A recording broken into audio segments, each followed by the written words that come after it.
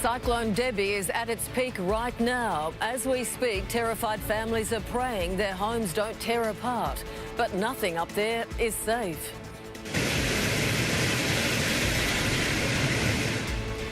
Winds of 260 kilometres an hour, piercing rain and flying debris. This storm has turned paradise into hell. It's the most dangerous and destructive weather we've seen in 7 years, but nothing can prepare you for this. SYDNE beachfront was transformed into a menacing show of force. Sand simply no longer existed, swallowed by growing tides. A place only birds dared to fly, but even for them, conditions were a challenge. Beach shacks were abandoned. Boats left to face the elements with little chance of escaping unscathed. Right now, Cyclone Debbie is 85 kilometres offshore. The rain feels like pins on your skin.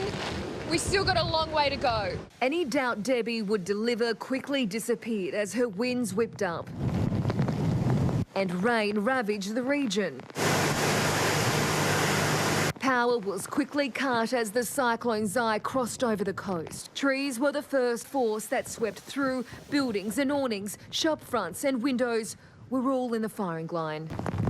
Even from space, her ferocity was clear. NASA technology orbiting the system, capturing every move. A Tuesday that will forever be remembered as the day Debbie came to town. Now, the winds are too strong for us to go out and assess the damage, let alone for emergency crews to go out and help anyone at this time. Tomorrow, though, we'll be able to see just how significant it is. As for our farmers, it's going to be a real nervous time for them. They grow sugarcane here, as well as supplying 90% of tomatoes and capsicums to Australia. Tomorrow, they'll go out and see just how bad this $450 million a year industry has been dealt with. Now, again, we lost power. At 11 a.m. we didn't have any at all, along with tens of thousands of people across the region, and we don't know when we're going to get it back. Sandra. OK, Christina, thank you. Now, one man has been badly hurt, crushed by a falling wall in the small town of Proserpine near the Whitsunday Islands. Nearby, Airlie Beach is normally paradise and packed with tourists, but quite clearly right now it's hellish. Claire Barnes is there. From a tropical paradise to a disaster zone, this is Hamilton Island. The luxury holiday escape barely recognisable as Cyclone Debbie closed in. So apparently Debbie decides she likes Hamilton Island. She's coming further south, which is not good. A yacht left to take its chance was no match for the onslaught as its mooring broke. The marina hardly visible, hammered by the torrential weather. I can't believe he hasn't tipped. Tourists who thought they'd booked a relaxing getaway quickly discovered this was anything but.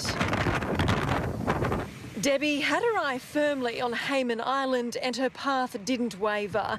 As the hours passed, conditions intensified. Daydream Island was hit hard too. On the mainland, Airlie's famous foreshore was pounded by Debbie's fury. The ocean a washout as destructive winds battered the coastline. The intense system brought down trees and whipped up debris, tearing awnings and signs off buildings and knocking around luxury boats at the marina.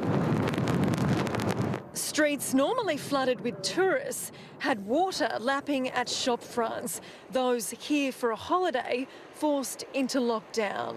I haven't seen anything as bad as this, but I have seen pretty bad storms. Even now, as we wait for the full onslaught of the storm to hit, the winds are simply ferocious as Airlie Beach braces for what the system will bring.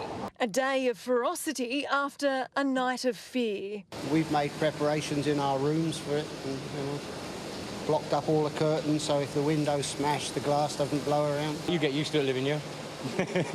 Just one of those things. Those who visit aren't quite as familiar. Not the best way to spend a holiday, though. Well, no, it's a shame, really, because you work hard all year for a break and then you come away and you get something like this. For locals, that hard work is only just about to begin. Let's get straight to Claire Barnes now.